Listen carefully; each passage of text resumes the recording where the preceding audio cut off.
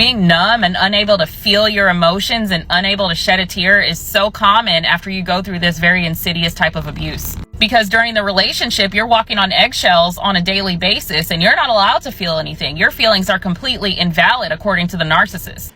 Hey guys, I wasn't able to actually stitch this video, so I just used a clip. But go check out this creator. Her name is Sinful. She makes a lot of great content. But this is so true that narcissistic people absolutely hate it when you express any feelings or thoughts to them, especially anything that they could consider a criticism of them. So like growing up, anybody who's had parents who have said things like, "Oh, why are you crying? Stop crying, or I'll give you something to cry about," right? Those were my kind of parents. And it's because that if you are expressing a feeling that makes them feel shame, they don't want to sit in that. And so my parents' solution was to punish it out of us, right? So they would punish us in some way by giving us some like psychological mind game tasks that we would have to repetitively do over and over and over again all night. Or they would try to beat it out of us and would continue to beat us until we stopped crying. So growing up, I got really good at just going numb. Being able to turn off the crying, turn off the feelings, turn off the thoughts, and just stop expressing anything to shorten the punishments. So growing up, I was like, I don't want to be like that. I want to be able to express my thoughts and my feelings to people. And something I worked on a lot in adulthood. Very difficult when you spent your entire life hiding how you really think and feel to survive. But it's something that I really wanted to work on, and it's part of communication. It's important. And so, surprise, surprise, I marry a narcissist who absolutely hated it.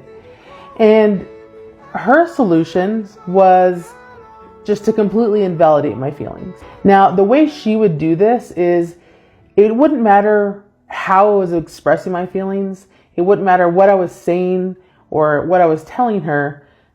Her go-to was that I was just feeling anger.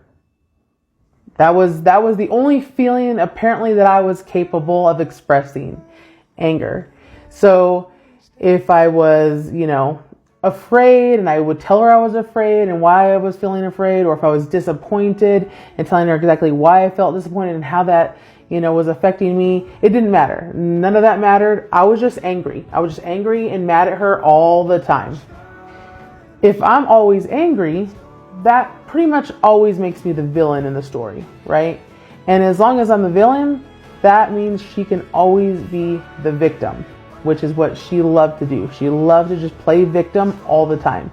As long as she was the victim, she knew I would do everything I could to try to make her feel better. However, the one feeling that she absolutely despised above all others was sadness, and especially if it came along with crying. My ex-wife absolutely hated it when I cried. It made her angry. She would get to the point where she would just mock me as soon as I would cry. If I cried, she would say things like, "Oh God, now you're crying again. You're always crying." And she would roll her eyes, give me the silent treatment, walk away. So I got to the point that I would try incredibly hard to just not cry at all.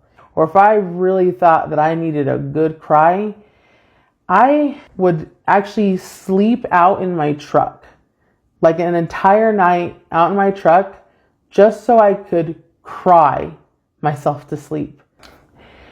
There aren't words that can really describe how gut-wrenching it is to have someone that you love so much mock you when you cry.